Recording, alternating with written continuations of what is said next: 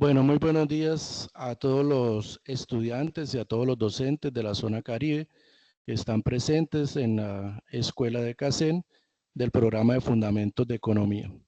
Hoy vamos a hacer el CIPA de primera matrícula con toda la regional. Quienes estamos a cargo de este CIPA somos la profesora Carmen Sofía de la Hoz Charris y mi nombre, José Dani Acacio Navarro. Entonces, este CIPA de primera matrícula de Fundamentos de Economía, básicamente lo que es un encuentro, un espacio de interacción social.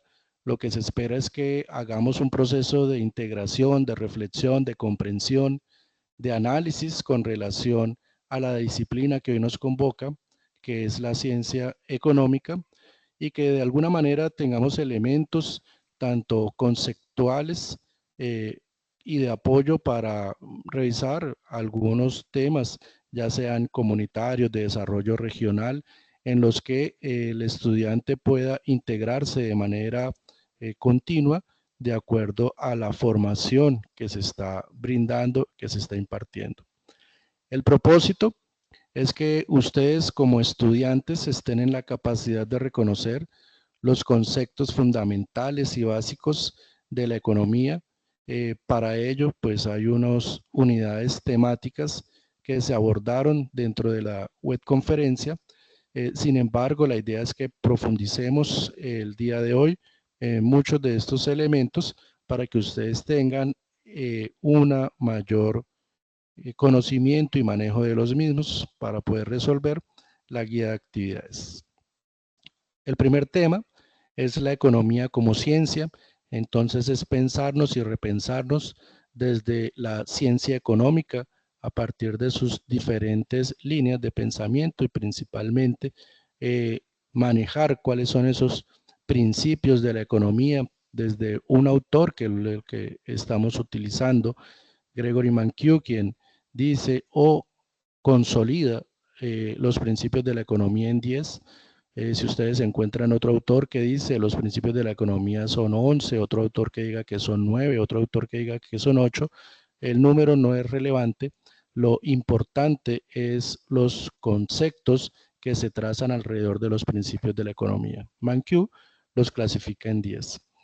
También vamos a tomar los elementos de los agentes de la economía, quienes son los que participan dentro de este proceso económico, que básicamente tenemos a las empresas, tenemos a las familias y quien hace parte de todo este sistema que es el Estado. La división de la economía, vamos a hablar un poco de los factores de producción, los sectores económicos y el flujo circular del dinero. Entonces, profe Carmen, la dejo para que continúe con los estudiantes.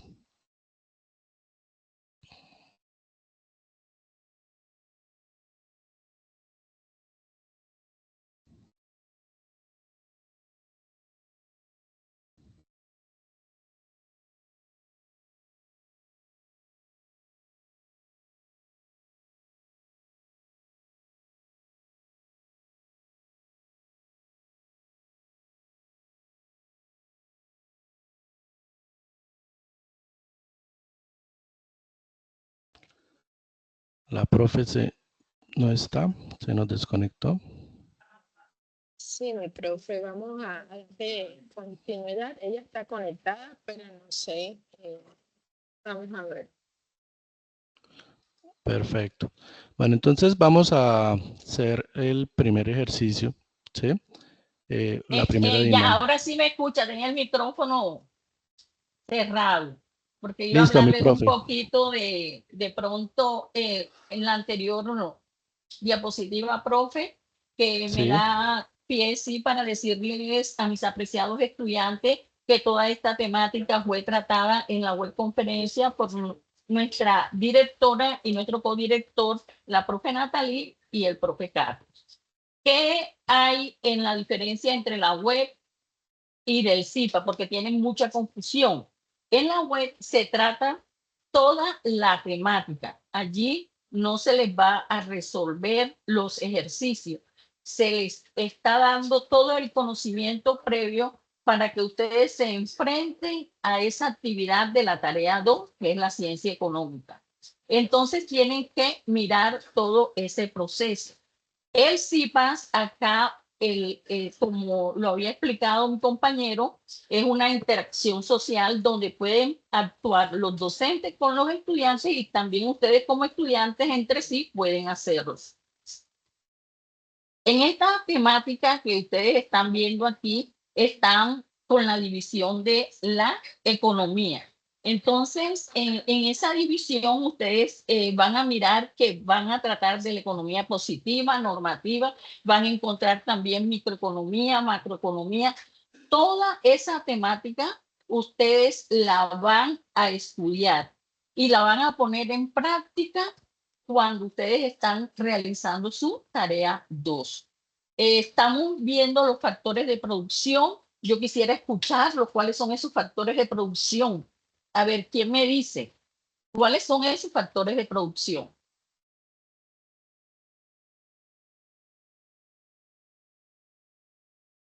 ¿No tienen conocimiento cuáles son los factores de producción? Entonces, fíjense que los factores de producción que teníamos era tierra, trabajo y capital. ¿Y qué sucede? Que ya esos tres se ampliaron. Tenemos las tecnologías, tenemos el emprendimiento, que ustedes hoy por hoy se dan cuenta que el emprendimiento tiene también la parte de información y la innovación. Ya ustedes van a emprender cada uno y aquellos estudiantes que tengan iniciativas para hacer su capital de trabajo, puede hacer su emprendimiento y aquí también se les está apoyando. Otros son los sectores de la producción. Fíjense ustedes que entre esos sectores de la producción tenemos el primario, secundario y el terciario. Hay otros sectores como el cuaternario y el quinario. Fíjense ustedes que el cuaternario están los conocimientos de la información, la investigación, el desarrollo, la tecnología. Y en el parte del quinario tenemos las industrias creativas, el diseño y el arte. Y en la última parte del flujo circular de la economía, ustedes saben que este es un modelo que descubre la circulación de bienes y servicios, como la distribución de ingresos y gastos. ¿Quiénes intervienen aquí? Están los hogares, están las empresas, el mercado de bienes y servicios y el mercado de factores de producción. Siguiente, profe.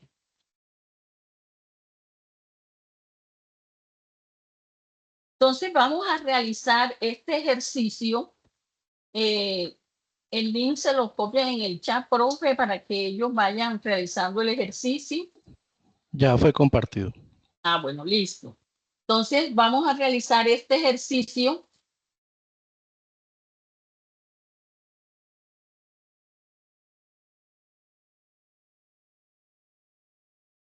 Invitamos a los asistentes a ingresar al chat y darle clic al enlace compartido por el docente José Dani. Comparte el enlace, profe. Sí, está compartido. Pueden Hola, ingresar. buenos días. Bueno. Pide una contraseña. 1, 2, 3, 4, 5, 6.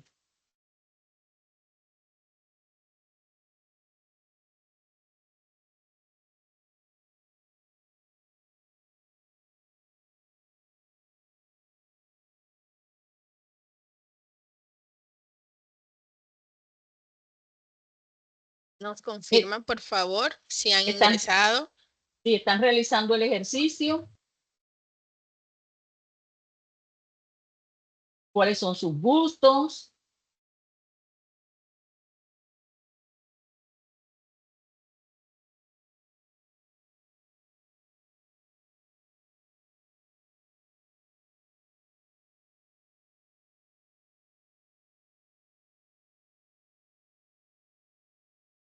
Denle a la flechita que está al lado.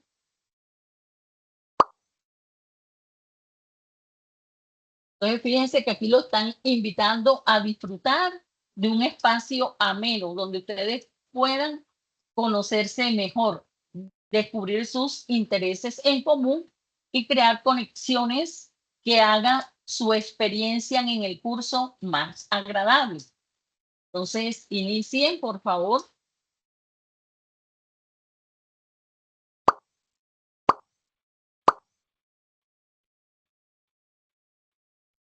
Van a iniciar con elegir su superpoder favorito. Vamos a ver cuáles son esos superpoderes que ustedes se descubren.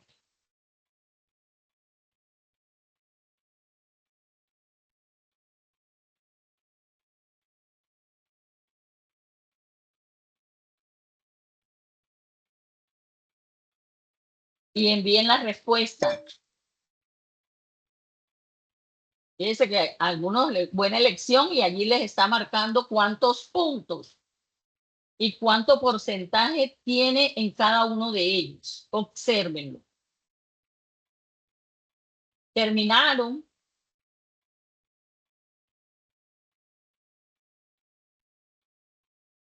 Muy bien, van trabajando.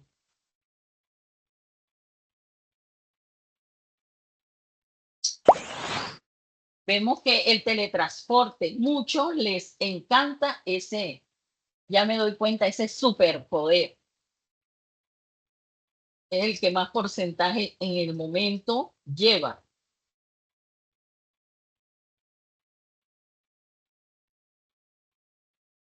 ¿Cómo vamos? Bien, sí, señora. Bueno, me alegra.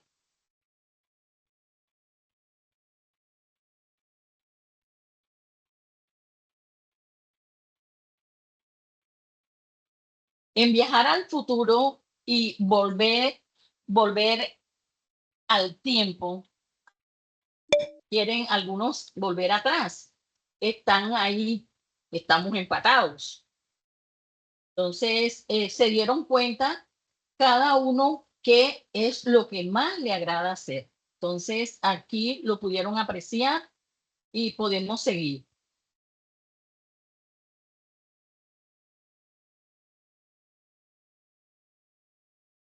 ¿Algún comentario de los estudiantes que quiera decir algo sobre esto? Con relación a los superpoderes que quisieran tener, aparecen algunos como viajar al futuro, el poder de predicción, volar, detener y adelantar el tiempo en algunas ocasiones, la telequinesis, poder ayudar económicamente a quien lo necesite, hablar todos los idiomas, vea interesante, cambiar de forma, poder estar pensionado, leer la mente, la telequinesis, eliminar recuerdos no gratos, tener memoria fotográfica, la invisibilidad también llena mucho la atención, llama mucho la atención, y tener el poder de leer mentes, leer la mente de superfuerza, leer la mente, volar, telepatía, leer mentes, volar, leer la mente, ser muy sabios, cambiar de forma, volar, el poder de ver el futuro, volar, invisibilidad, viajar en el tiempo, volar, leer mentes, ver en la oscuridad, mucha inteligencia, teletransportación, poder de convencimiento, leer mentes, volar, ser invisibles, leer mentes, leer el pensamiento. Hay alguno que no le interesa ningún superpoder, fuerza y el superpoder de saber mucha matemática. Tenemos 52 respuestas. Y fíjense la respuesta que el profe acaba de leer. Y sobre todo miramos que todos quieren leer la mente. Entonces, aquí se están conociendo cuáles son los superpoderes que realmente ustedes quieren tener. Continuamos, profe.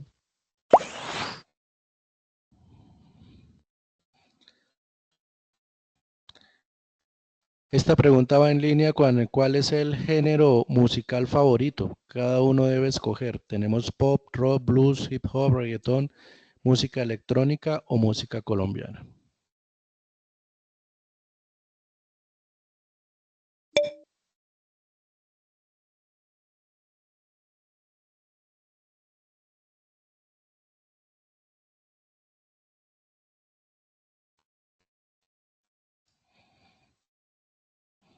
También está la opción de otro, si no aparece ahí.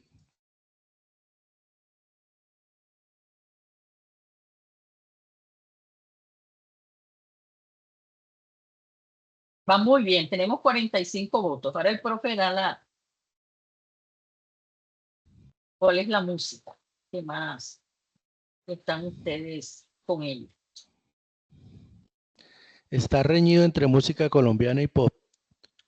El 36 y el 33%, con los 45 votos que hay hasta ahora. Sí. Entonces, los resultados que tenemos hasta ahora parciales son música colombiana con el 36-37%, el pop con el 33%, otros géneros musicales 13% y rock el 9%. La clase. ¿Qué presentaron? La clase. Dejó perderse la clase. No me escuchó lo que iba a aprender hoy. Apaguen el micrófono, por favor. Está ahí andando y doña Rebe dormía. No me vio que presentaron. ¿Qué presentaron? Apagar el ¿Qué micrófono. presentaron? En la clase. Aquí está.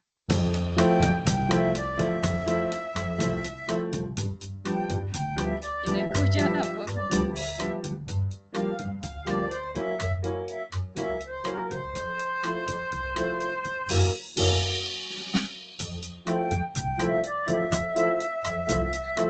Bueno, ya que descansamos un poco, vamos a continuar con más preguntas. Continuemos con más preguntas. ¿Qué tipo de comida les gusta más? Comida saludable, vegana, mexicana, casera, postres.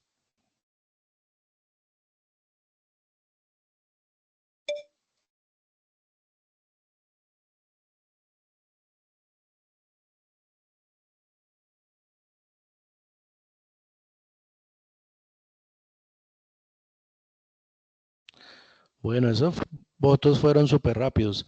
De los 54 votos que van hasta ahora, el 65% le gusta la comida casera, el 13% la comida mexicana, 11% comida rápida saludable y el 9% postres.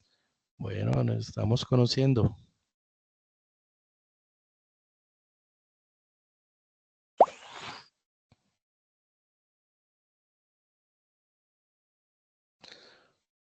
¿Cuál fue la última serie o película que le encantó?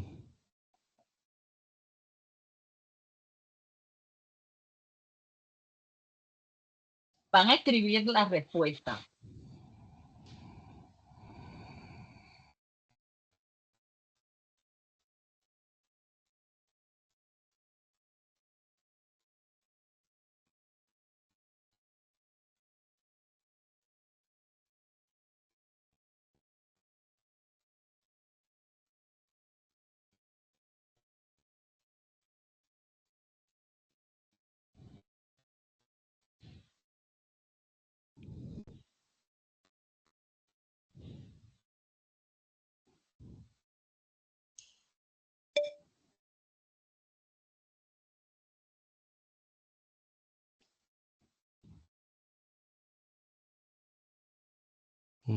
Eso.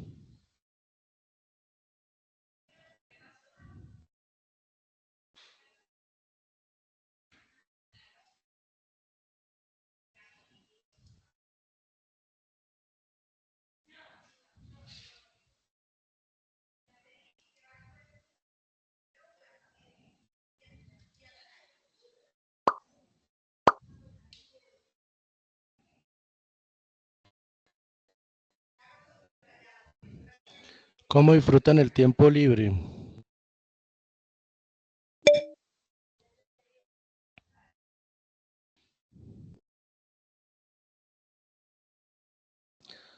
38%, 37% viajar, 27% otras actividades, 15% ir al gimnasio,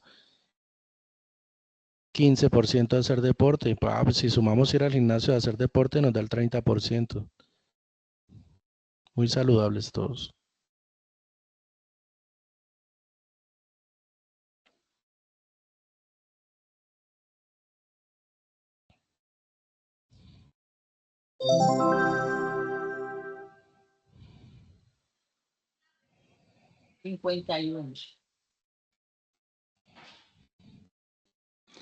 Listo, mi profesora, la última pregunta de la dinámica rompehielo.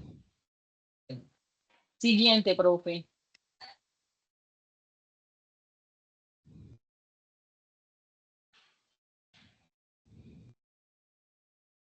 Aquí observar algunos videos, presten mucha atención porque ustedes en el momento en que le pregunte me van a responder de acuerdo a todo lo que ustedes están viendo. ¿Listo?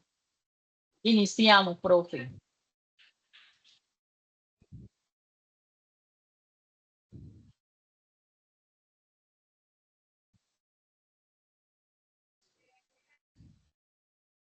Iniciamos. ¿Me están escuchando? Sí, profe. Sí, señora. Gracias. Los 10 principios de la economía. Número 1. Las personas enfrentan disyuntivas. Expliquemos esto como un ejemplo. Si tengo $1 y una manzana cuesta $1, al igual que las naranjas, solo tengo la posibilidad de elegir una de estas dos frutas. A esto se refiere con enfrentar disyuntivas. Número 2. El costo de una cosa es aquello a lo que se renuncia para obtenerla. Si un individuo debe decidir si ir a la universidad o trabajar, el costo de ir a la universidad será el no poder utilizar ese tiempo para trabajar y ganar dinero a su vez. Número 3. Las personas racionales piensan en términos marginales. No solo existen negro y blanco, también hay matices. Por ejemplo, si tú tienes 2 horas libres y quieres jugar y estudiar, no necesariamente tienes que elegir entre uno y otro, ya que puedes destinarle 1 hora a cada uno. Número 4. Las personas responden a incentivos. Un incentivo es algo que induce a las personas a actuar. Por ejemplo, si sube el precio del helado, comprarás menos helado. En cambio, si baja, comprarás más. Número 5. El comercio puede mejorar el bienestar de todos. Si no existiera el comercio y nos aisláramos individualmente, tendríamos que producir todo lo que necesitamos. En cambio, si existe el comercio, puedo especializarme en un área e intercambiar con el resto de los individuos. Número 6. Los mercados normalmente son un buen mecanismo para organizar la actividad económica. En una economía de mercado, los recursos se asignan mediante decisiones descentralizadas, a diferencia de un sistema comunista, ya que en él numerosos hogares y empresas interactúan en el mercado para conseguir bienes y servicios. Número 7. El gobierno puede mejorar algunas veces los resultados del mercado. Una economía solo funciona si existen instituciones que hagan valer las reglas, como por ejemplo el derecho de propiedad de las personas, para que éstas puedan ejercer propiedad y control sobre los recursos escasos. Número 8. El nivel de vida de un país depende de la capacidad que tengan para producir bienes y servicios. Casi todas las variaciones de los niveles de vida pueden atribuirse a las diferencias existentes entre los niveles de productividad de los países, esto es, la cantidad de bienes y servicios producidos por cada unidad de trabajo. Número 9. Cuando el gobierno imprime demasiado dinero, los precios se incrementan. La también llamada inflación puede provocarse por una impresión desmesurada del dinero, lo que a su vez ocasiona que el valor de este disminuya. Número 10. La sociedad enfrenta en el corto plazo una disyuntiva entre inflación y desempleo. En el corto plazo, una inflación más alta puede significar menos desempleo, pero por el contrario, menos inflación es más desempleo. Esto se explica de la siguiente manera. Un incremento en la cantidad de dinero, es decir, más inflación, estimula el nivel total de gasto y por ende también estimula la demanda de bienes y servicios. Con el tiempo, el aumento de la demanda puede estimular a que las empresas produzcan más y contraten más trabajadores. Por último, al contratar más trabajadores, se reduce el desempleo. Bueno, acá ustedes acaban de ver los 10 principios de la economía. Ustedes saben que aquí se les hizo una explicación en qué consisten esos 10 principios de la economía. Ellos son la base para entender cómo funciona la economía y cómo se toman esas decisiones económicas. ¿Qué es una tarea que está allí en esa parte que ustedes deben desarrollar? Ustedes aquí están observando esos 10 principios de la economía, los cuales van a elegir 4 y van a utilizar una sola página, una hoja, para los 4 principios que ustedes elijan. Ustedes están investigando en la IA, algunos buscadores del Internet, pero no vayan a copiar y pegar, sino con sus propias palabras, después que ustedes investiguen cada uno de los principios con cuáles ustedes tienen más acercamiento, van a escoger esos principios, van a escoger 4. Ahora quisiera escuchar cuál de los 4 van a hablar 4 personas, a ver, apenas me van a decir un principio para poder continuar, cómo lo está mirando en su entorno, en la economía, lo van a poner en práctica y nos lo van a decir. Entonces, me levantan la mano que el profe les da la palabra.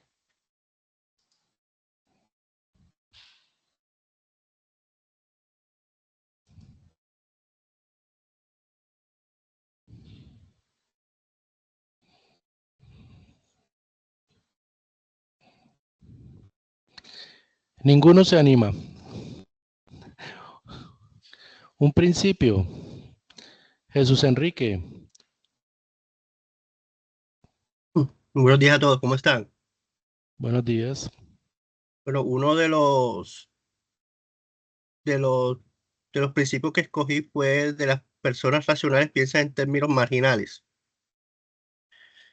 Esto, digámoslo, bueno, como trabajador del turismo, venta de tours, es algo que generalmente aplico, ya que a veces llegan personas, digamos, a último minuto a tomar los tours y ahí se toma la decisión si pues lo puedo vender al mismo valor que generalmente se vende, o si la persona, digamos, pide algún tipo de descuento por último minuto, se lo puedo ofrecer, ya que, digamos, no afectaría en total el cupo o los beneficios de vendérselo o no.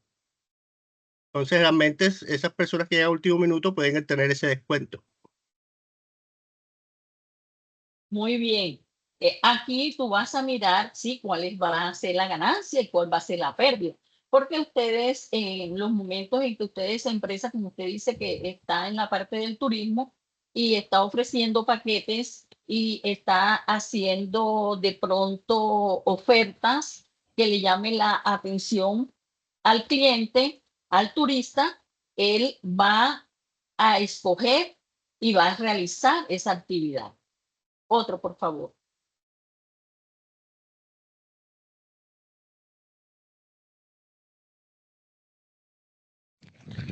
Buenos Jesús días, mi Alberto. nombre es Buenos Jesús Rosero. días. Jesús Alberto pidió la palabra primero. Lo escuchamos y luego a Luzmeri. Ok. Bueno, el primer principio que escogí fue el principio 1, las personas enfrentan disyuntivas. Bueno, este principio me llamó mucho la atención ya que pues a diario pues todas las personas enfrentamos disyuntivas, ya sea, o sea, se representen que pues uno debe elegir una cosa sobre otra cosa. Siempre tomamos esas decisiones. Y cuando tomamos esas decisiones, primero tenemos que tener claro y comprender qué es lo que nos, o sea, cuáles son esas opciones y cuál es la que nos va a beneficiar sobre la otra. ¿Ya? Pues llevándolo al nivel de empresarial, un ejemplo que cogí fue el de, pues, cuando una empresa está encargada de tomar eh, eh, una decisión entre invertir en una campaña de publicidad o marketing y una campaña de fidelización, pues, ya que, pues, la persona encargada de tomar esa decisión analizará cuál le beneficiará más a la empresa. Y así puedo comprender este principio Sí, eso de está manera muy bien mejor. y eso se debe a la escasez de los recursos, por eso es que se Hay escasez de los enfrentan recursos. Sí. a esta disyuntiva. Continuamos con la otra niña. Darlis Patricia.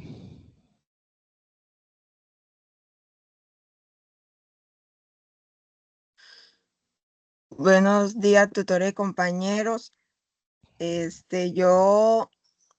principio de la economía que leí fue: las personas responden a los incentivos. Como bien sabemos, tengo presente que los incentivos son los que impulsan a que las personas se comporten de una manera ya sea positiva o negativa.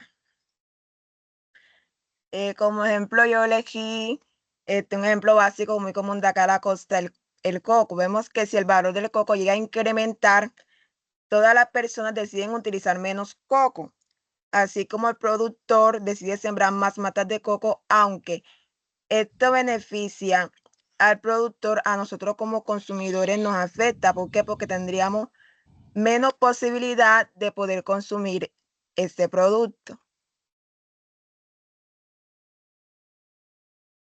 Bien, porque aquí estamos viendo los precios con los incentivos. Continuamos, profe. ¿O hay alguna otra persona? Yuleisi Limari, pido la palabra.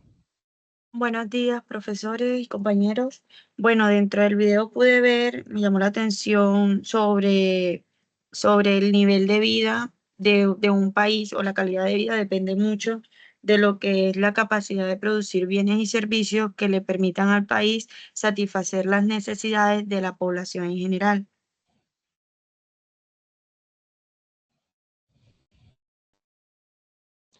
La productividad es aquí muy fundamental para mejorar ese nivel de vida.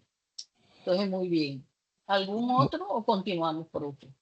Muy bien. En ese último es bien interesante cuando se propone, por ejemplo, una familia que está compuesta por 5 personas y el ingreso trabaja solamente una persona en la familia y se gana 1.000.000 de pesos.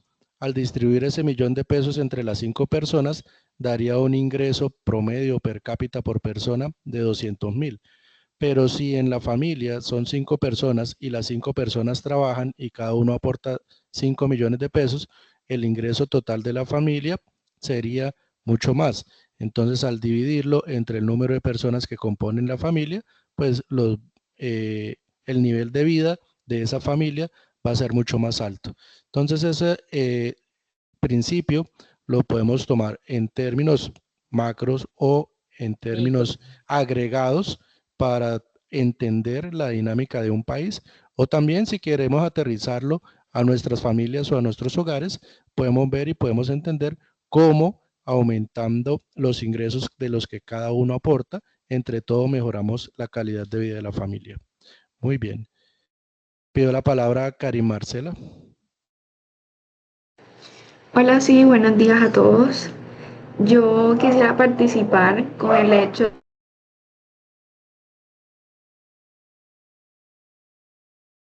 de que básicamente siento que una persona emprende una acción solo si el beneficio marginal, según este concepto, de este es mayor a su costo marginal.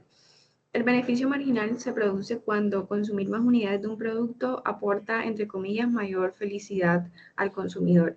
Entonces aquí lo relaciono un poco.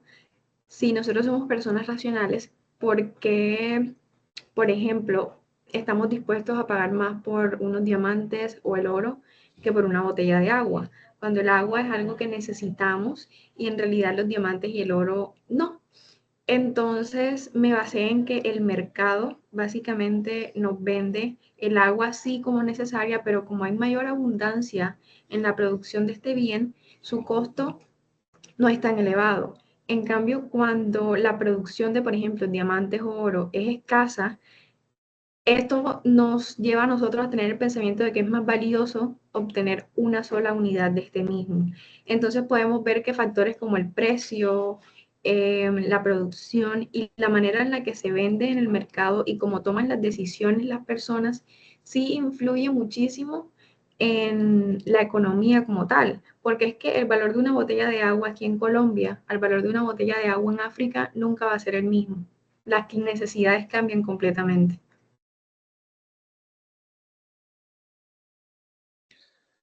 Sí, totalmente de acuerdo. Ahí hablamos, cuando hablamos en términos económicos y desde la racionalidad económica, utilizamos el concepto de escasez, ¿no? El concepto de escasez es fundamental para entender la disponibilidad a pagar de diferentes elementos, como lo acaba de mencionar. Es más, acá en Colombia hay lugares en los cuales un galón de agua es mucho más costoso que un galón de gasolina por las mismas condiciones en las cuales se encuentran escasa el agua en ciertos espacios. Entonces, sí es cierto desde la racionalidad económica. Ahora, si lo entendemos desde las decisiones de consumo y lo miramos desde la pirámide de Maslow, en la medida en que vayamos satisfaciendo ciertas necesidades básicas, pues van apareciendo otro tipo de necesidades, necesidades de reconocimiento y muchas personas van a estar dispuestas a pagar más por esos elementos que decimos en algunas ocasiones no necesitamos para sobrevivir, porque finalmente esas personas ya satisfacieron sus necesidades básicas, sus necesidades de vida y quieren satisfacer otro tipo de necesidades. Entonces, es una complejidad cuando hablamos de que pensamos en términos, tomamos decisiones en términos racionales, lo podemos ver mucho más desde el empresario, porque el empresario se hace un análisis costo-beneficio para tomar una decisión. Por ejemplo, ¿cuál es el costo de producción versus las utilidades que voy a recibir con relación a lo que estoy produciendo con una unidad? El empresario lo tiene absolutamente claro y va a tomar la decisión. Si el beneficio es positivo, es decir, si va a tener utilidades, pues él se va a dedicar a producir, a vender. Pero si el beneficio es negativo, si no va a tener utilidades, pues simplemente dice, yo para qué invierto en esa empresa, no me dedico a hacer eso. En tanto que cuando hablamos desde el consumo, desde el consumidor o desde los hogares, las decisiones no son tan racionales, porque hay otro tipo de condicionamientos que son más de tipo psicológico, sociológico y otro tipo de comportamientos que nos llevan a tomar esas decisiones de consumo, me explico.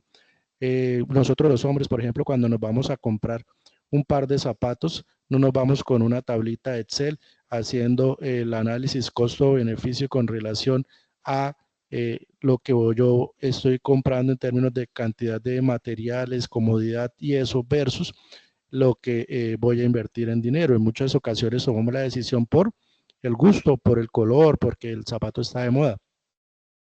Lo mismo las mujeres cuando se van a comprar una blusa.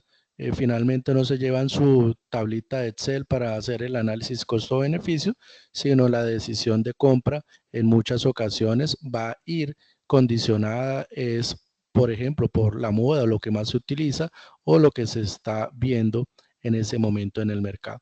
Entonces es mucho más fácil entender el concepto de la racionalidad económica desde la visión del empresario que desde la visión del consumidor o del hogar. Muy buen ejemplo.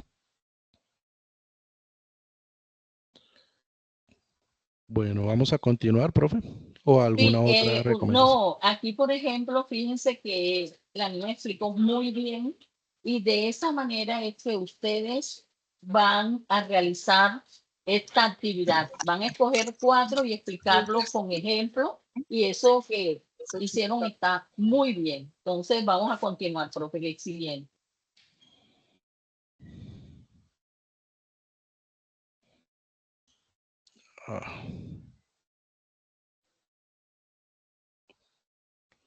Perdón.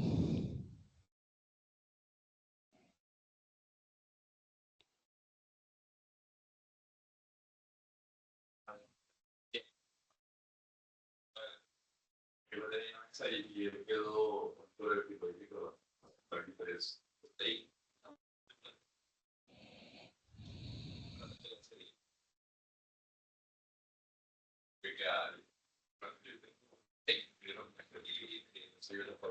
Explicaremos la economía positiva y normativa. La economía positiva y la economía normativa son dos corrientes de la economía. Básicamente, la economía positiva describe y explica diversos fenómenos económicos, mientras que la economía normativa se enfoca en el concepto de justicia económica o en cómo debería ser la economía. Tras esta breve introducción, veamos con más detalle cada una de estas ramas. ¿Qué es la economía positiva? La economía positiva es una rama de la economía que se centra en describir, cuantificar y explicar la evolución económica, sus expectativas y los fenómenos asociados. Se basa en el análisis de datos objetivos, hechos relevantes y cifras relacionadas. Intenta identificar las relaciones causales o las asociaciones de comportamiento que pueden ayudar a desarrollar y probar las teorías económicas. La economía positiva es objetiva y se basa en hechos, y las afirmaciones son precisas, descriptivas y claramente medibles. Estas afirmaciones pueden medirse con pruebas firmes o mediante casos históricos.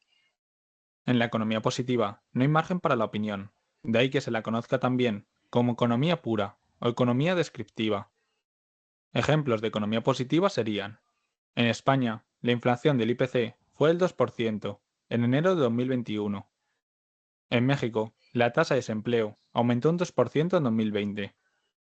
Estas afirmaciones se basan en hechos y no implican un juicio de valor. Su validez puede probarse o refutarse analizando las estadísticas del IPC en España y la tasa de desempleo en México. En tus manos te dejo comprobar si son falsas o verdaderas estas afirmaciones. Ahora bien, ¿qué es la economía normativa? La economía normativa es aquella que utiliza juicios de valor, opiniones y creencias. Por tanto, esta rama de la economía es subjetiva y está basada en valores. Se origina en las perspectivas personales, los sentimientos o las opiniones que intervienen en el proceso de toma de decisiones. A menudo se asemejan a la política o al autoritarismo, por lo que esta rama de la economía también se denomina economía de lo que debería ser. Al final, la economía normativa incorpora análisis subjetivos y se centra en situaciones teóricas, lo que provoca que no se pueda demostrar la validez o la falsedad de las afirmaciones. Ejemplos de economía normativa serían: 1. El desempleo es más importante que la inflación en la situación económica actual. 2. El gobierno debería intentar reducir la desigualdad. 3. La privatización conduce a una asignación más eficiente de los recursos. Como hemos explicado, las afirmaciones anteriores son juicios de valor, y por lo tanto no se puede demostrar que sean correctas o incorrectas, solo con un análisis estadístico. Algunos economistas estarán de acuerdo, mientras que otros no lo estarán. Diferencias entre la economía normativa y positiva. Veamos a través del siguiente cuadro las principales diferencias existentes entre la economía positiva y la economía normativa. La economía positiva se refiere a una ciencia que se basa en datos y hechos. Por otro lado, la economía normativa se describe como una ciencia basada en opiniones, valores y juicios. La economía positiva es descriptiva, mientras que la economía normativa es prescriptiva. La economía positiva explica la relación de causa y efecto entre las variables. En cambio, la economía normativa emite juicios de valor. La perspectiva de la economía positiva es objetiva, mientras que la economía normativa tiene una perspectiva subjetiva. La economía positiva explica lo que es, mientras que la economía normativa explica lo que debería ser. Las afirmaciones económicas positivas pueden ser probadas, demostradas o refutadas científicamente, lo que no es posible con las afirmaciones económicas normativas. La economía positiva define claramente las cuestiones económicas. En cambio, las soluciones que ofrece la economía normativa a los problemas económicos están basados en juicios de valor. Conclusión. Después de explicar los dos conceptos, podemos decir que estas dos ramas no están en conflicto, sino que deben complementarse e ir de la mano. A la hora de elaborar leyes y teorías, la economía debe tratarse como una ciencia positiva, pero cuando se trata de la aplicación práctica, la economía debe tratarse como una ciencia normativa. Con todo esto nos despedimos por hoy. Si te hemos ayudado y quieres seguir aprendiendo, te dejamos dos vídeos, para que cliques en ellos basados en las recomendaciones de YouTube.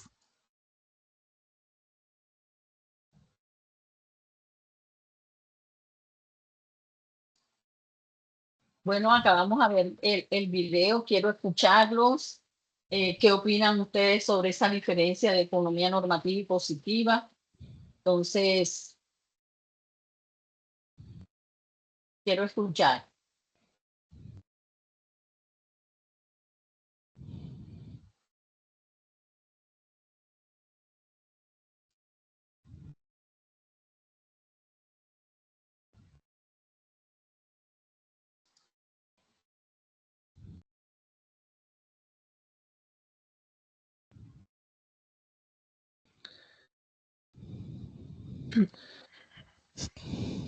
Dale, Darlis. Con referencia a la diferencia que hay entre la economía positiva y la economía normativa, podemos destacar que mientras la economía positiva se basa en demostrarnos los hechos que suceden en una situación, o sea, en la economía colombiana, la economía normativa se enfoca más en el valor de justicia, o sea, en las creencias. ¿Cuál crees tú que es la más importante o se complementa? ¿Qué opinas? Pues yo digo que se pueden complementar un poco, pero a mi opinión la más importante sería la economía positiva. ¿Por qué? Porque se basa específicamente en hechos, dándonos a nosotros una aplicación clara y detallada. Muy bien, ¿quién más opina?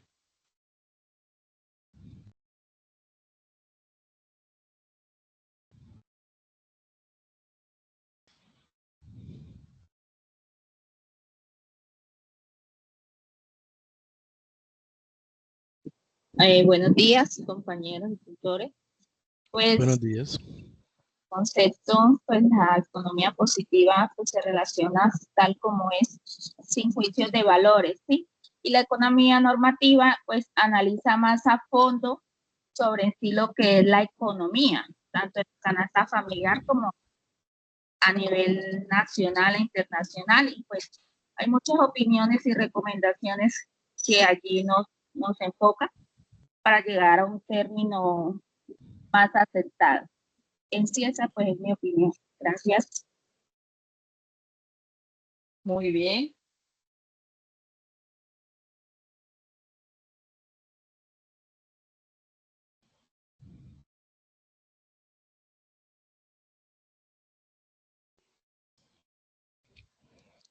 ¿Quién más se anima a darnos su opinión con un ejemplo?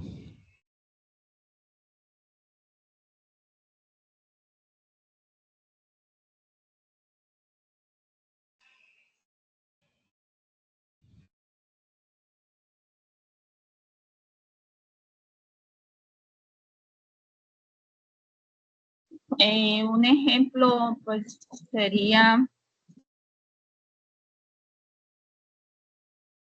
que el desempleo en el país más o menos que un 8%.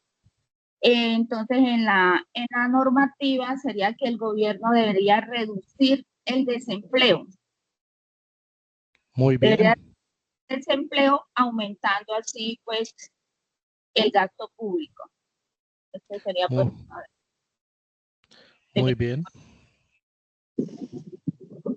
que es como subsidiar la gasolina para ayudar así pues a los ciudadanos pues tener pues un bolsillo más factible, porque uno de los de este gasto público que nos está afectando nuestro día a día es el incremento de la gasolina a nivel nacional e internacional. Gracias. Bueno, muy bien, muy buen ejemplo. Profe Carmen, no sé si quiere hacer algún otro aporte o continuamos. Continuamos, profe. Bueno.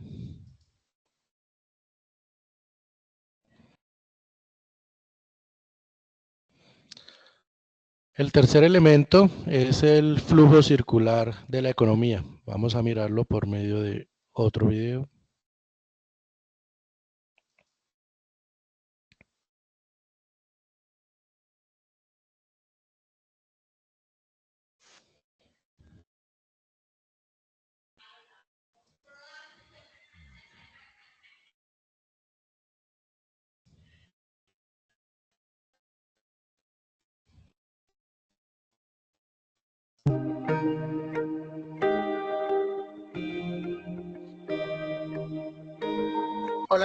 sean bienvenidos a este tema del flujo circular de la economía.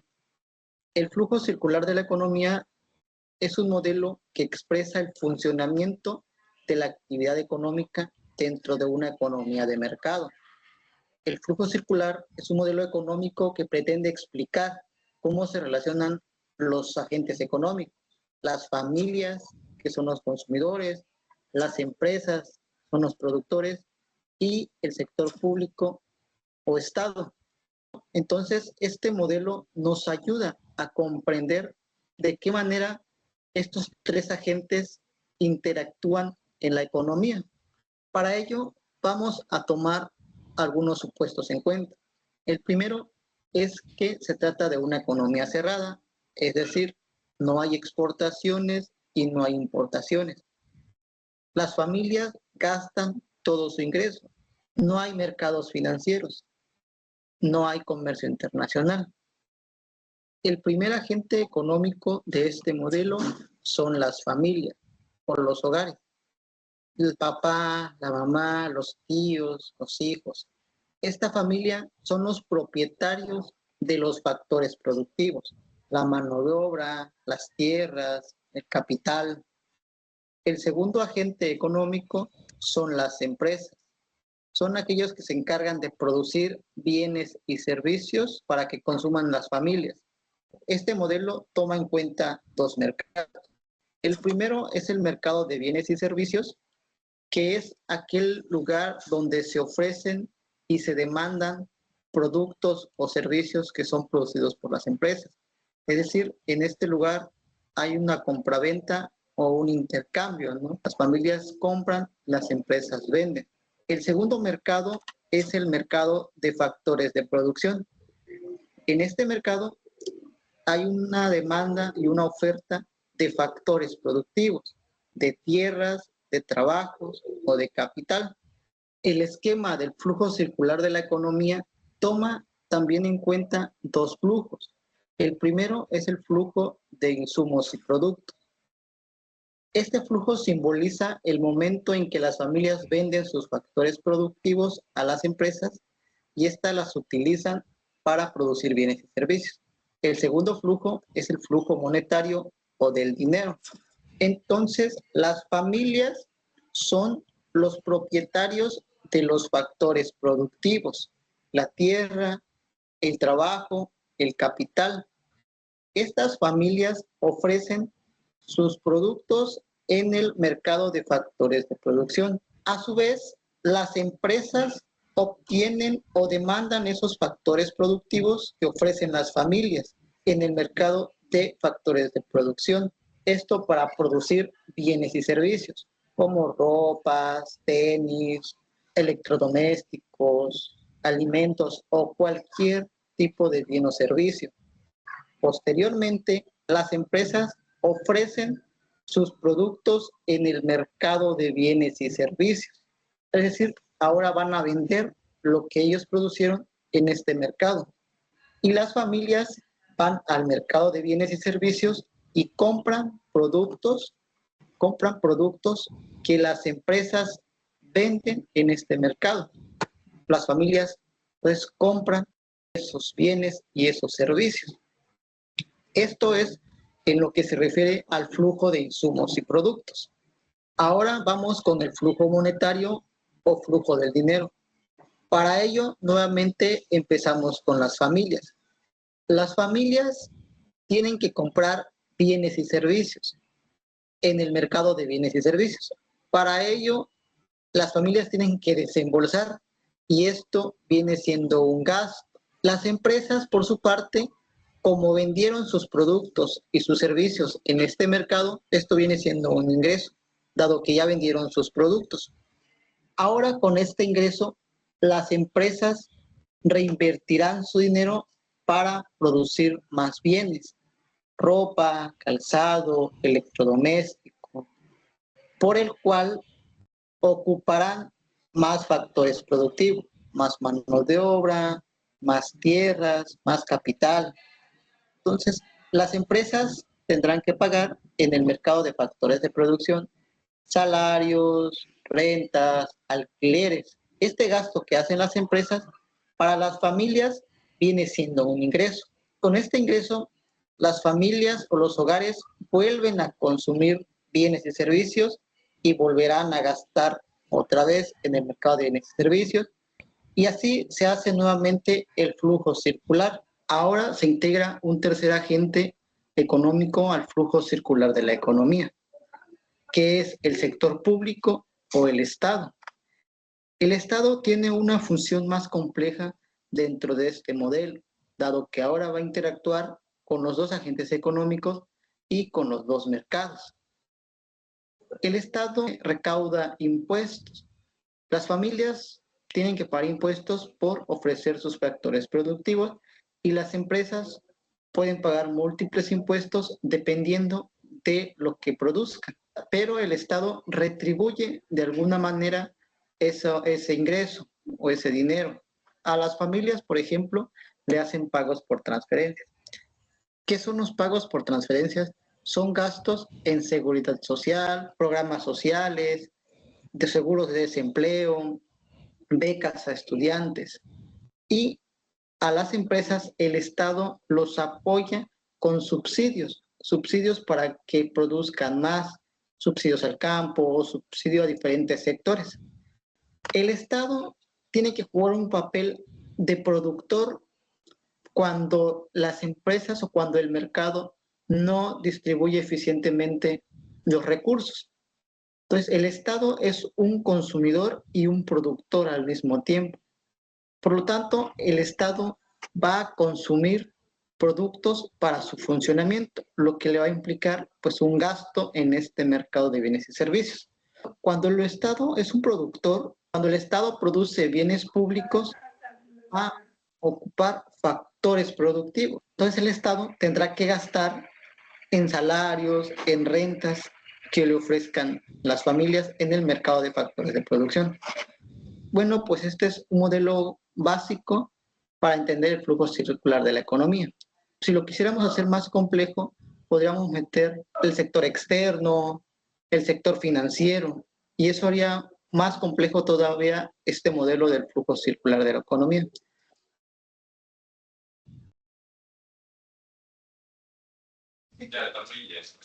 Profe Carlos, José, deje esa diapositiva para que un estudiante me dé un ejemplo.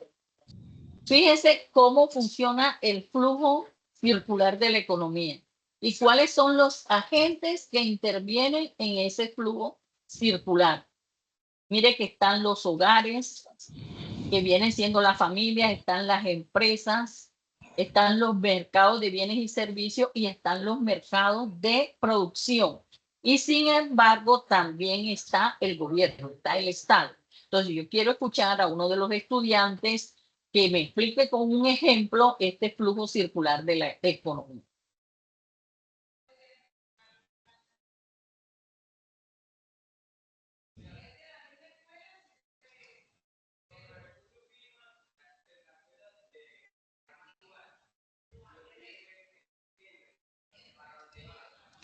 La escuchamos, Isabela.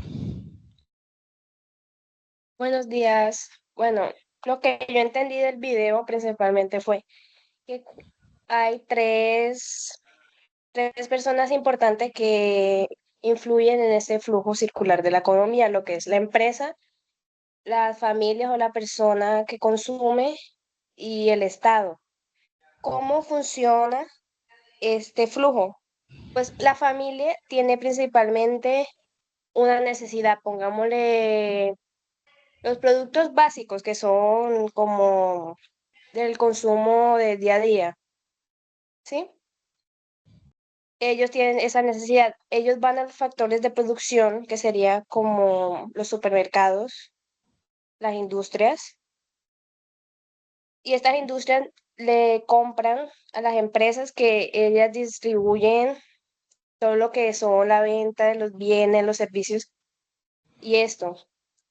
Y así esos productos pasan por el mercado de servicio de los bienes y para que al final la familia pueda comprar esos productos.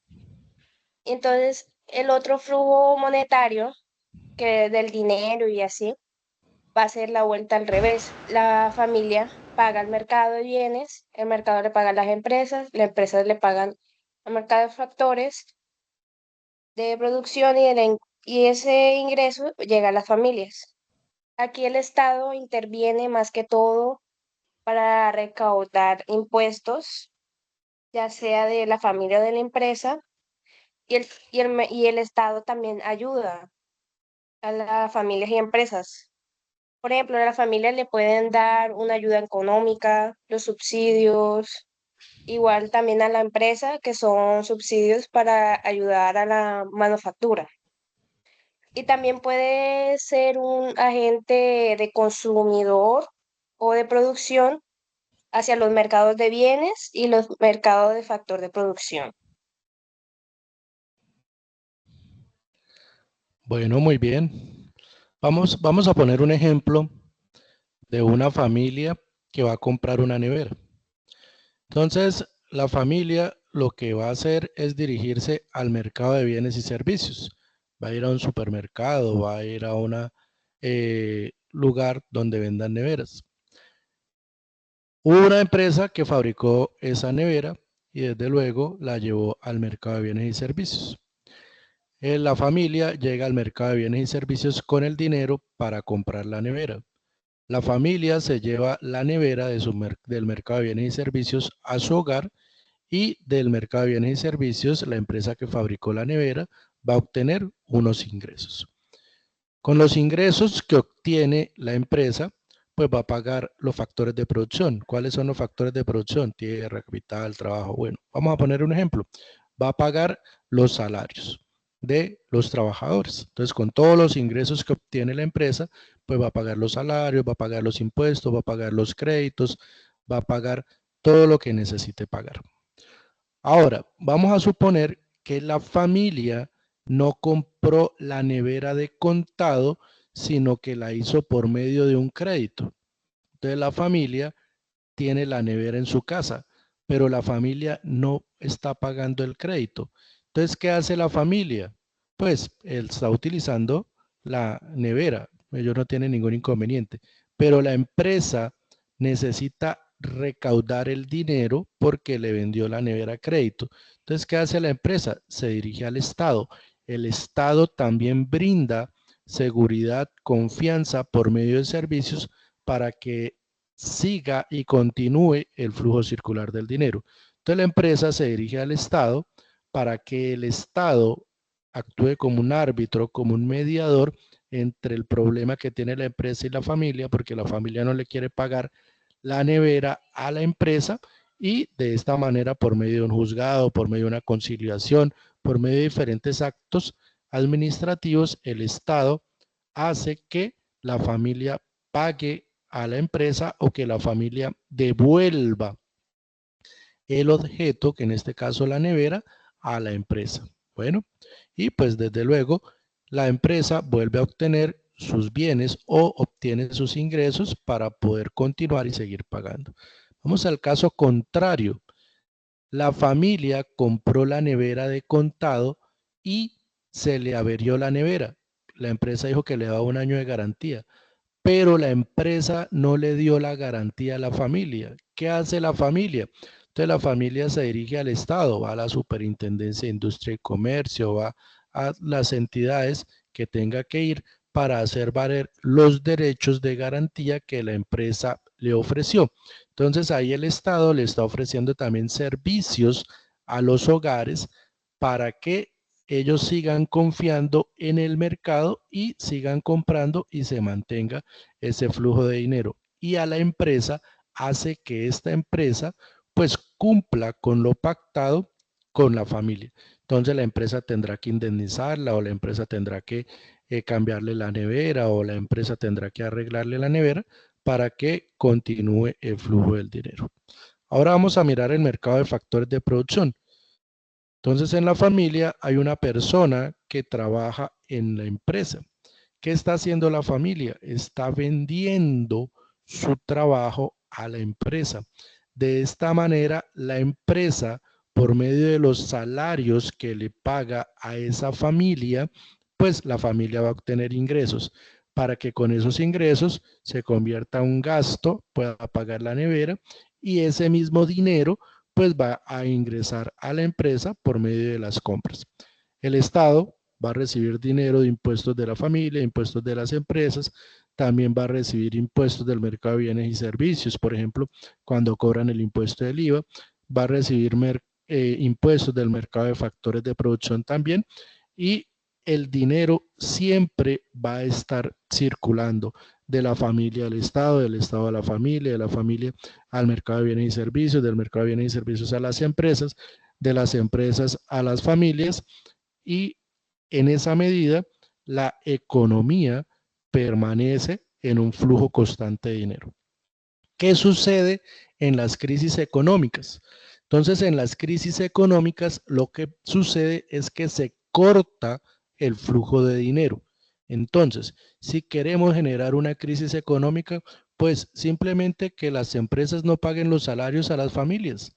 Y si las empresas no pagan los salarios a las familias no van a tener ingresos. Y al no tener ingresos, pues no van a tener la posibilidad de gastar, de comprar bienes y servicios. Y si no compran bienes y servicios, pues se van a acabar ¿qué? Los ingresos de las empresas. O caso contrario, que las familias no compren bienes y servicios. O cuando las familias se quedan sin empleo, ¿qué hace el Estado? Entonces el Estado hace unas transferencias a aquellas personas pues para que tengan dinero por medio de subsidios. Y esos subsidios que llegan en dinero los utilizan las familias para comprar bienes y servicios y para reactivar la economía. Al comprarle a las empresas vuelven a producir. Al producir las empresas necesitan contratar personas, es decir, generan empleo y pagan salarios y vuelve y se reactiva el flujo circular del dinero. Bueno, muy bien. ¿Alguna pregunta, algún ejemplo, algún otro comentario? Continuamos, profe.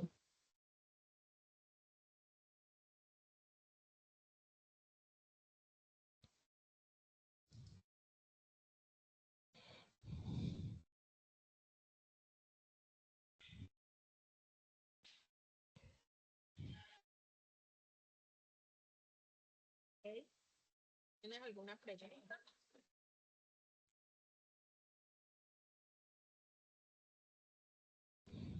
Puedes activar el micrófono, Sirley. ¿Tienes alguna pregunta?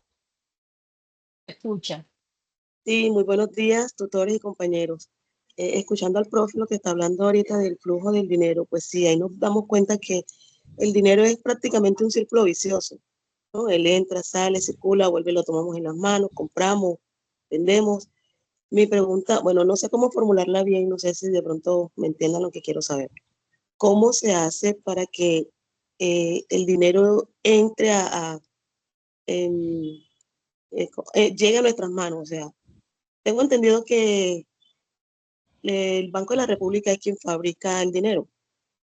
¿Cómo hacen para incrementarlo en nuestra sociedad? O sea, para que ese dinero entre y haga todo eso que nos está explicando el profe. No Bueno, sé muy si soy bien. clara en mi pregunta.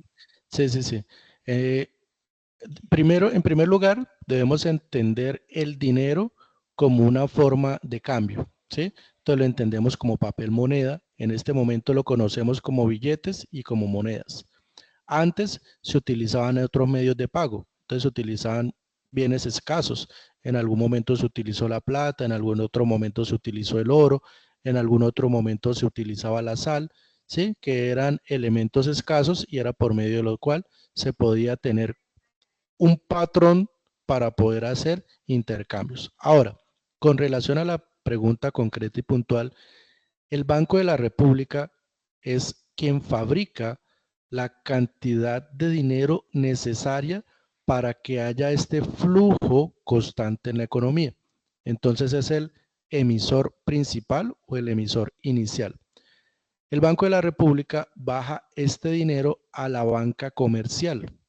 La banca comercial son los bancos que nosotros conocemos, que son Banco de Colombia, Banco de Bogotá, Avevillas, ¿sí? Todos los bancos que nosotros conocemos.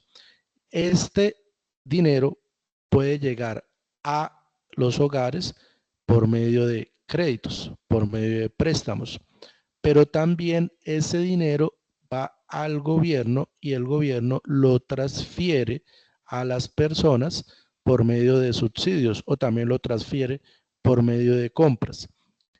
Y cada periodo de tiempo o en la medida que ese dinero se va dañando, ese papel se va cambiando, y en la medida que la economía va creciendo se va imprimiendo más papel moneda, de tal forma que cuánto dinero se necesita para que funcione la economía. Entonces, de acuerdo al número de transacciones que hayan en la economía. Para eso, pues hay unos parámetros que se utilizan por medio de la econometría y hay unos modelos estadísticos y matemáticos que nos dicen cuál es la cantidad de dinero que se necesita para que circule la economía sin afectar la inflación. Por esa razón, en uno de los principios que se mencionaban en el primer video que hacía mención Gregory Mankiw, era que dependiendo de la cantidad de dinero que circule en la economía, de esa misma manera, pues se va a afectar la inflación. La teoría cuantitativa del dinero de la escuela monetarista nos dice que en la medida que haya más dinero circulante en la economía del que se necesita para realizar las transacciones, pues va a haber una tendencia generalizada a un aumento en los precios. Me explico, si las personas tienen más dinero en sus bolsillos del que necesitan para realizar las transacciones, lo que normalmente va a suceder es que tengan mayor disponibilidad a pagar. Es decir, pueden pagar más por los mismos bienes y servicios, lo que sucede normalmente en las zonas mineras, ¿sí? Entonces, en las zonas mineras hay unos salarios altos, unos salarios que se incrementan, entonces las personas tienen mayor disponibilidad a pagar. Los empresarios saben, los empresarios lo conocen y por esa razón también aumentan los precios. Que finalmente esa mayor cantidad de dinero del que se necesita para realizar las transacciones termina afectando a todos. ¿Por qué? Porque los que tienen mayor disponibilidad a pagar hacen que se incrementen los precios y al incrementarse los precios generalizados hay un efecto inflacionario que va a afectar a todas las personas. Entonces, por esa razón, el Banco de la República tiene la responsabilidad de mantener la tasa de inflación de alguna manera en un dígito, que es lo que se espera dentro de las metas. Cuando la tasa de inflación está hasta el 5%, se dice que es una inflación controlada. Cuando la inflación está entre el 5 y el 9%, se dice que hay un riesgo en la economía, que se genera un efecto inflacionario, y cuando está sobre 2 dígitos, pues no debería suceder. No sé si quedó resuelta la pregunta. Sí, profe, muchas gracias. Con mucho gusto. ¿Alguna otra pregunta, algún otro comentario?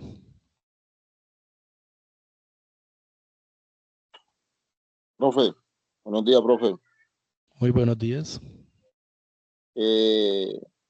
Bueno, yo sí que al escuchar ahí que usted explicaba algo sobre el tema de los sectores mineros, yo que he vivido en la región de aquí del Cesar, donde están las minas de Drummond y de CNR, siempre en ese sector el precio de la inflación es más alto, porque como la gente dice, no vulgarmente, no viven son los drumeros ya, o viven son los mineros.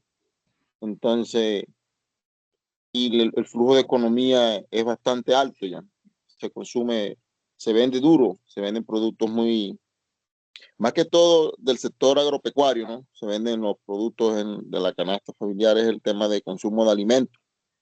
Pero la vida en esas regiones es más costosa, a diferencia de otros municipios del Cesar. Por ejemplo, la vida donde radica las minas, que es en la loma de Calentura aquí en Colombia, se llama así. el costo de vida ahí es más elevado que el costo de vida en otros municipios como Curumaní, como Pailitas, como otros municipios así, por el tema de la economía de la mina ya, de la minería. Creo que en esos sectores la economía es más alta, fluye más el dinero, pero los precios inflacionarios se elevan ya. Y también termina afectando, en caso dado, termina afectando a aquel que no tiene como ese ingreso de la dependencia de las minas ya, para adquirir el producto, porque de pronto los drumeros sí adquieren los productos porque ellos tienen cómo ganarlo, pero aquel que no tiene se le dificulta, porque los precios en esa región son muy elevados, tanto de arriendos, de bienes y servicios, de consumos de alimentos, todo es elevado, bro. Ya. Entonces yo le estaba entendiendo ese punto a usted ahí ahorita, me pareció interesante ya. Ese sería mi aporte, bro. Bueno, muy bien, muchas gracias. Sí, yo estoy en Aguachica, estamos cerca y pues obviamente conocemos las realidades de la región. Y desde luego, pues, no quiere decir que no aporte la economía y aporta mucho y es fundamental, ¿sí? Y se necesita y todo ese dinero que se genera, pues se reinvierte en otros elementos. Pero es una realidad, ¿sí? De que afecta el costo de vida de toda la población en todas las regiones mineras, petroleras, ¿sí? Donde hay un exceso de dinero circulando, pues desde luego los precios aumentan. Eso es una realidad económica en cualquier parte del mundo. Muy bien, muchas gracias por el aporte. ¿Alguna otra pregunta, algún otro comentario? Buenos días, profe. Un caso similar vendría siendo la gentrificación que se ve en Medellín también, más que todo en el sector del poblado, que se ha experimentado un crecimiento en el precio de los arriendos y todo eso, y no solo los arriendos, también en los productos de la canasta familiar, por el tema de que muchos extranjeros se han ido a vivir allá y pues trabajan desde home office, o sea, desde la casa, desde virtual. Entonces ellos tienen un mayor ingreso que las personas que trabajan allá normalmente. Entonces, pues esto ha venido afectando también las personas de la ciudad. Bueno, muy bien, sí, así es. Hay mayor dinero circulando y donde hay mayor cantidad de dinero con relación al número de transacciones necesarias, aumentan los precios. Y ahí hay otro fenómeno, ¿no? Igual están en una ciudad y en una ciudad los espacios cada vez son más escasos, entonces al haber menos espacios disponibles, pues también aumenta el precio del uso de esos espacios, ¿no? Entonces se unen dos fenómenos económicos. Uno, pues la mayor cantidad de disponibilidad a pagar por la cantidad de dinero que se tiene. Y el segundo, pues la escasez de los espacios que lleva a que haya también un incremento en los precios. Muchas gracias. ¿Algún otro aporte, algún otro comentario?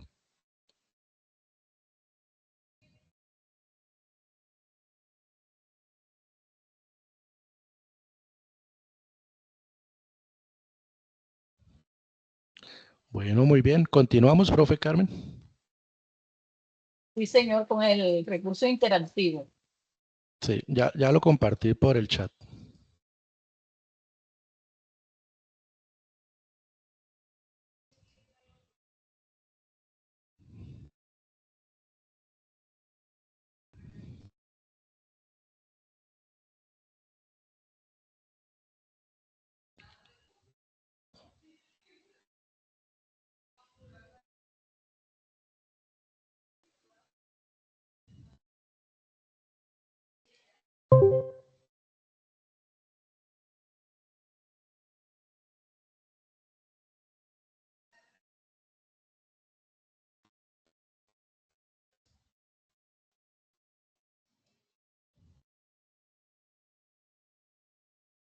Inicie, van contestando y van enviando.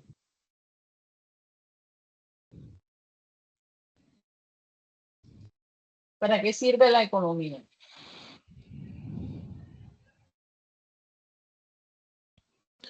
Bueno, primera pregunta, ¿para qué sirve la economía? La primera respuesta, analiza la asignación eficiente de los recursos en una sociedad para maximizar el bienestar. O la siguiente respuesta es, asegura que todos los países tengan la misma cantidad de riqueza. ¿Cuál creen ustedes que es la respuesta correcta?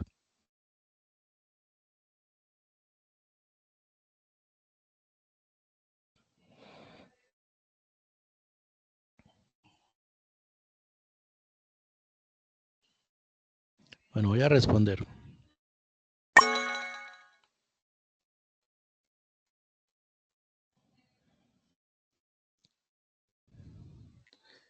¿Qué estudia la economía? Primera respuesta. Busca explicar la asignación eficiente de recursos para satisfacer necesidades ilimitadas con medios limitados. La segunda respuesta basa su análisis en la simple acumulación de capital sin considerar la distribución de los recursos y el bienestar social.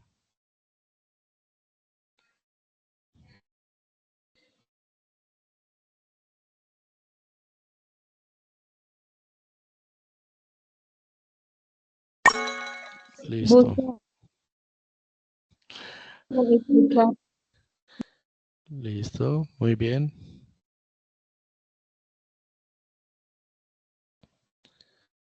¿Por qué es importante la escasez en la economía? Respuesta. Condiciona la toma de decisiones económicas, obligar a los agentes a priorizar entre diferentes usos de los recursos limitados. Y la otra, crea un problema exclusivo de las economías subdesarrolladas sin afectar a los países industrializados. ¿Cuál creen ustedes que es la respuesta correcta?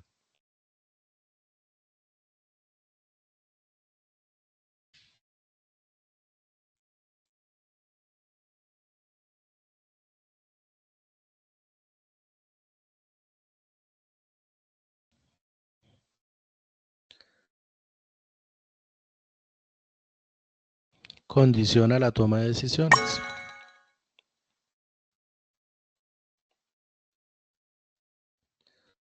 ¿Qué significa el costo de oportunidad?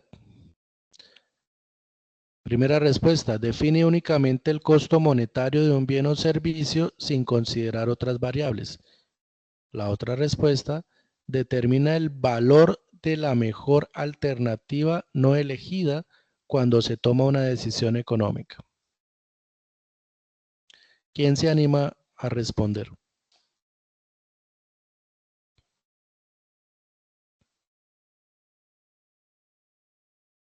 La B. Profesor, la segunda.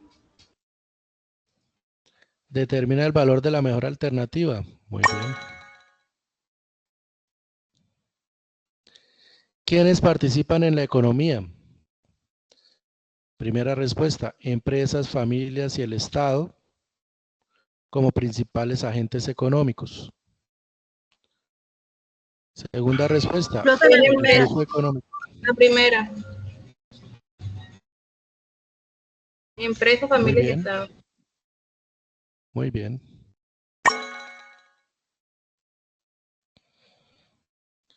La siguiente, ¿qué función tienen las familias en la economía? Primera, funcionan únicamente como receptores de bienes y servicios. Segunda, financian el sistema económico mediante el consumo y el ahorro. La B. La B. Muy bien. La B, profe. ¿Cómo se divide la teoría económica? Generaliza toda la economía y las clasificaciones específicas. A grosso modo se divide en micro y macroeconomía. Micro y macroeconomía se dividen. Micro y macroeconomía. Muy bien. ¿Qué estudia la microeconomía?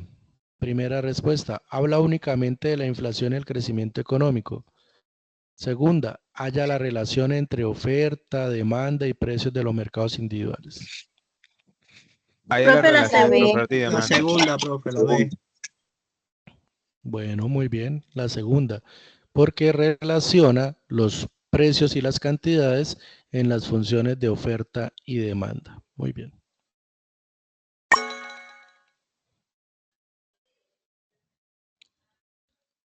¿Cuáles son los factores de producción que les preguntaba la profe Carmen al principio? Primera respuesta, involucran solo los recursos financieros como único elemento productivo. Y la segunda, incluyen tierra, capital, trabajo y La tecnología. segunda. La La B. segunda. La B. B. La B. Muy bien. Recuerden que Adam Smith nos decía que los factores de producción eran tierra, capital y trabajo. Luego David Ricardo incluye la tecnología como un elemento fundamental para que rindan de una mejor manera los otros factores de producción. Es decir, la única manera de producir más y mejor con los mismos factores de producción es incluyendo tecnología. Muy bien. ¿Cómo influye el trabajo en la economía? Primera respuesta. Juega un papel clave en la generación de valor agregado dentro del proceso productivo. B. Juega un papel secundario en la determinación del nivel de actividad económica. A. La profe. Ah, sí, yo también pienso que la... Muy bien, A, profe. muy bien.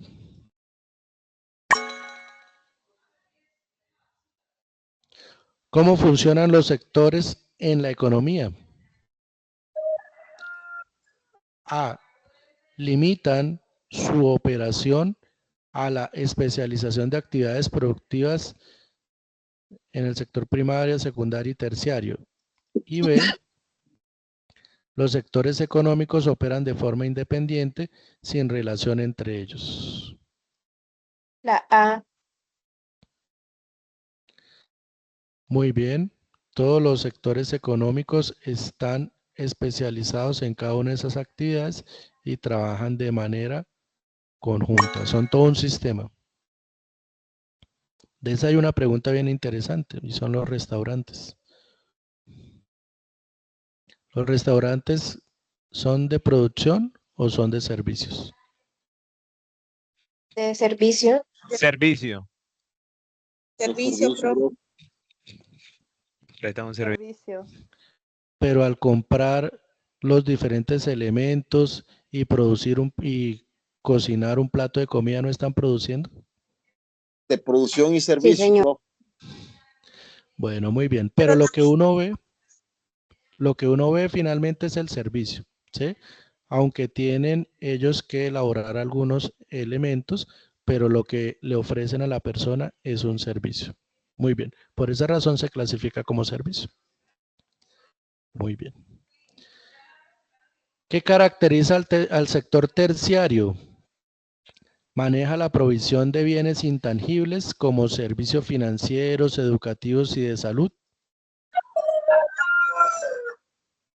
La A. Sí, es esa, profe. La otra es Es esa la opción, manufactura, la- productos físicos a gran escala. ¿Ese es terciario, manufactura? No, la primera. La... La A, Bienes profe. La A. intangibles. Muy bien, bienes intangibles. Recuerden que los servicios no los podemos tocar, simplemente los recibimos. ¿Cómo funciona el flujo circular de la economía? A. Niega la necesidad de intermediarios financieros en la circulación del dinero. O nutre la economía mediante el intercambio de bienes y servicios e ingresos. Nutre la economía. Muy bien, nutre la Nutre la economía. economía. Muy bien.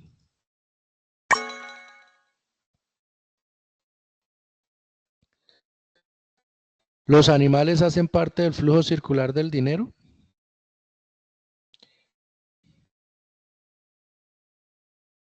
Dependiendo, profe, porque si vemos, como por ejemplo, un animal silvestre, un animal salvaje que está en vía de extinción, no se puede comercializar.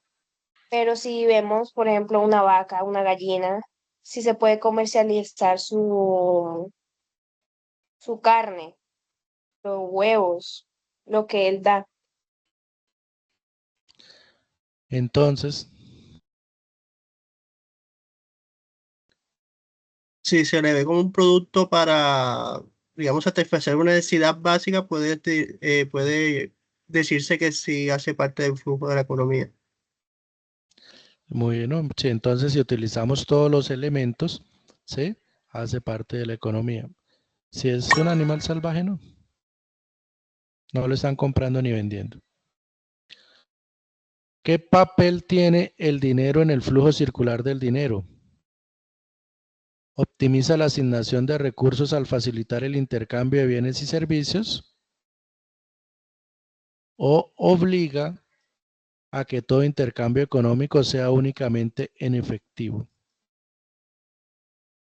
Optimiza. Muy bien, optimiza. Miren que ya los intercambios en efectivo han venido disminuyendo, sin embargo, el dinero, como lo conocemos, permanece.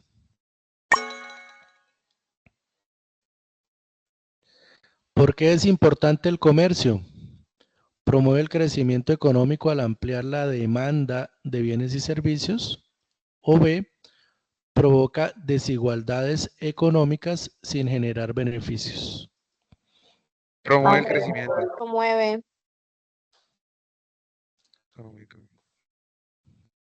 El comercio siempre mejora el bienestar de todos, siempre que cada uno se especialice en lo que mejor sabe hacer.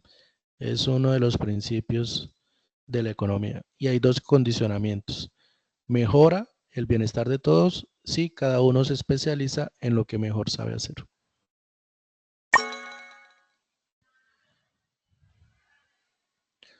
¿Cómo afectan los precios a la economía? A. Quedan al margen de la toma de decisiones de los agentes económicos. O B. Quedan determinados por la interacción entre la oferta y la demanda. Quedan determinados por la interacción entre la oferta y la demanda. Muy bien, ¿y quién me dice qué es la oferta y qué es la demanda?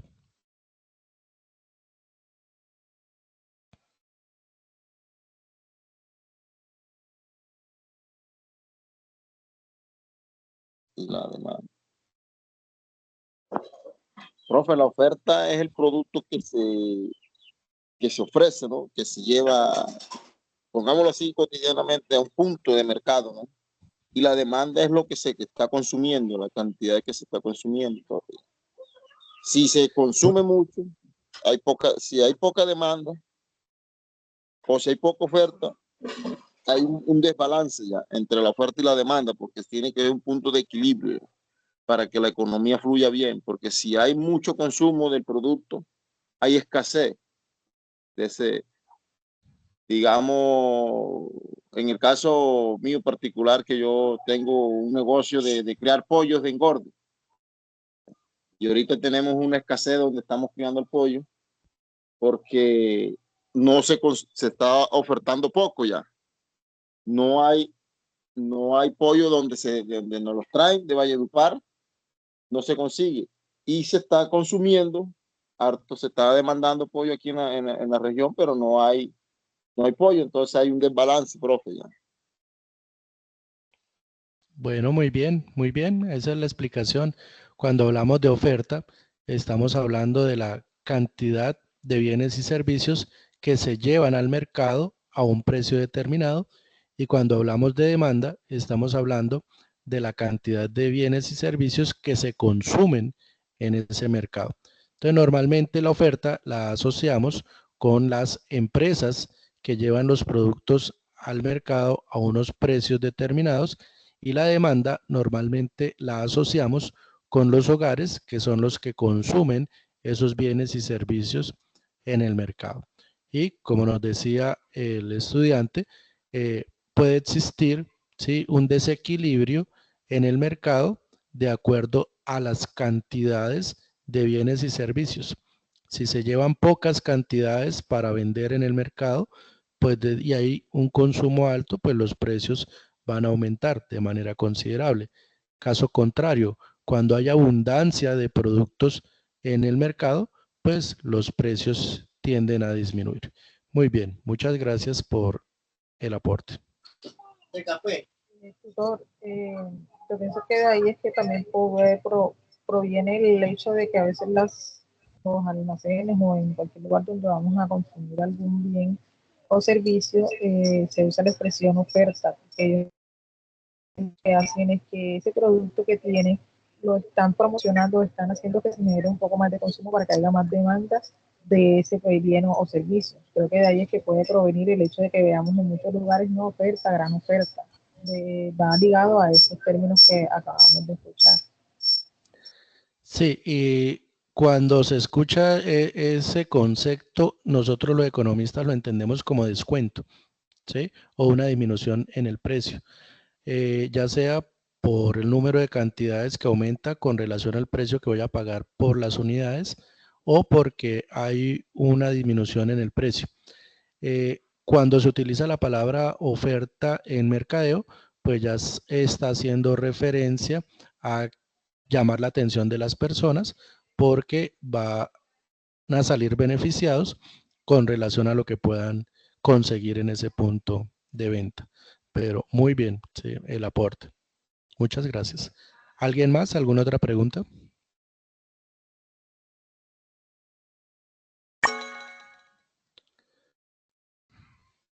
¿Cómo se mide el crecimiento económico?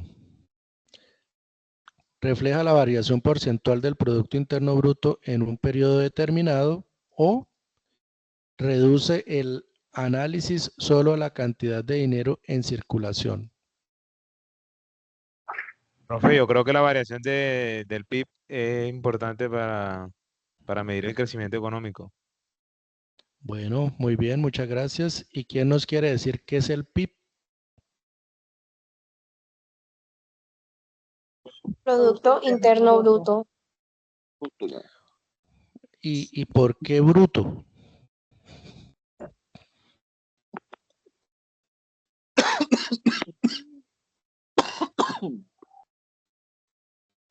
Bueno, esa pregunta ya es un poquito más compleja. Cuando decimos Producto Interno Bruto, estamos haciendo referencia a toda la producción dentro de un territorio. En este caso, podemos decir el Producto Interno del Cesar, el Producto Interno del Magdalena, el Producto Interno de Bolívar o el Producto Interno de Colombia. Cuando decimos bruto, quiere decir que están incluidos todos los impuestos que se pagan durante ese proceso. Y siempre el Producto Interno Bruto se mide a partir de los precios finales de los productos. ¿Me explico?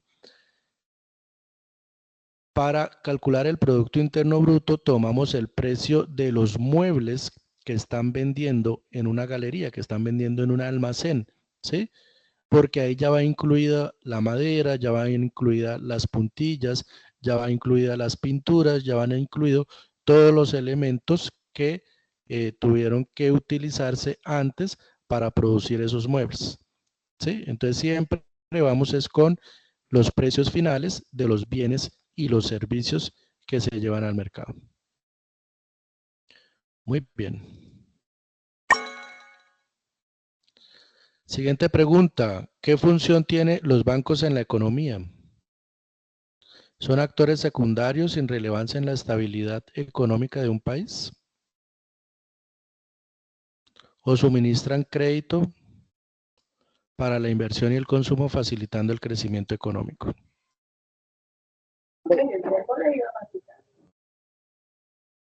Muy bien, suministran crédito.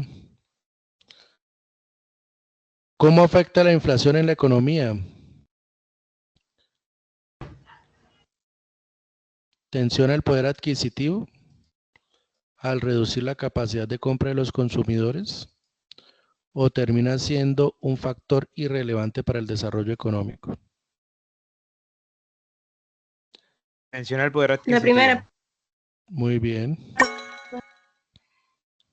Eso lo explicó un compañero con el ejemplo en las minas.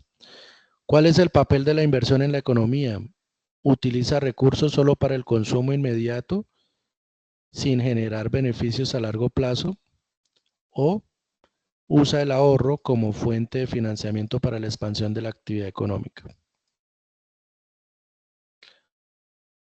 La inversión siempre va a utilizar el ahorro. Para poder invertir necesitamos ahorrar. Un país que no ahorre no tendrá recursos para invertir. ¿Cómo influye el gobierno en la economía? A. Viola el principio de libre mercado. O B. Vigila el cumplimiento de normas económicas y regula los mercados. ¿Qué opinan ustedes? Vigila el cumplimiento de normas, claro. Para eso está el Estado. ¿Cómo impacta el comercio internacional? Determina la producción nacional sin posibilidad de ajuste o exportaciones generan ingresos y fomentan el crecimiento económico.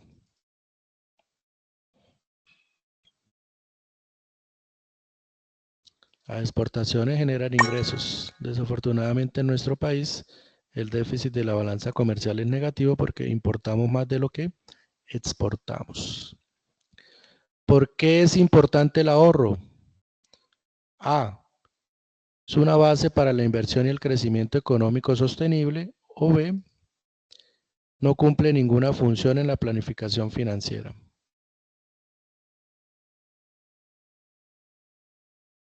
La A. Muy bien, es fundamental para la inversión y el crecimiento. La última, la de irnos. ¿Cuál es la importancia de la economía en el desarrollo de un país? Cualquier intervención estatal dejando todo a la autorregulación o desigualdades al permitir la redistribución eficiente de los recursos.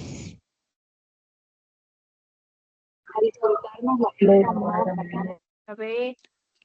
Muy bien, entonces es reducir las desigualdades al permitir la redistribución eficiente de los recursos. Por ejemplo, cuando los estudiantes aplican al subsidio de gratuidad, ahí lo que se está haciendo es una disminución de la desigualdad para aquellos jóvenes o personas que no tienen el dinero para acceder a la educación superior. Muy bien.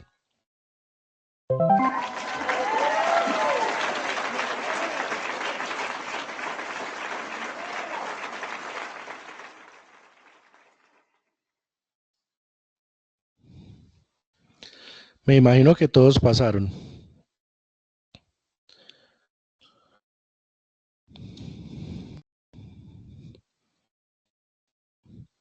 Bueno, muchachos,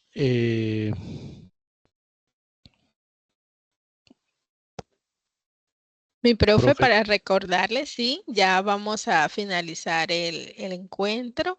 Para recordarles por el chat, diligenciar la asistencia, perdón, la encuesta de satisfacción, que es importante para evaluar este encuentro académico. Les recuerdo a los docentes que estuvieron a cargo, la profe Carmen de la Hoz y el profe José Dani Acacio. Esta es la primera sesión del encuentro de CIPAS PM del curso de Fundamentos de Economía de la Zona Caribe. Bueno, agradecemos, profe, su asistencia a este encuentro, a los profes, a la profe Carmen y al profe José. Mil gracias. Gracias a usted. Bueno, gracias a todos por su presencia y por estar muy activos y participativos en este encuentro. Les agradecemos. Les deseamos un feliz fin de semana. Igualmente, profe. Gracias. Gracias. muchas gracias para todos. Profe, una pregunta, la presentación nos van a compartir, por favor.